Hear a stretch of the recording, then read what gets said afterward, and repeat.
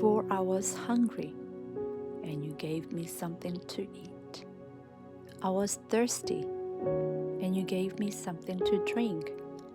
I was a stranger, and you invited me in. I needed clothes, and you clothed me. I was sick, and you looked after me. I was in prison, and you came to visit me. Matthew chapter 25, verse 35 to 36.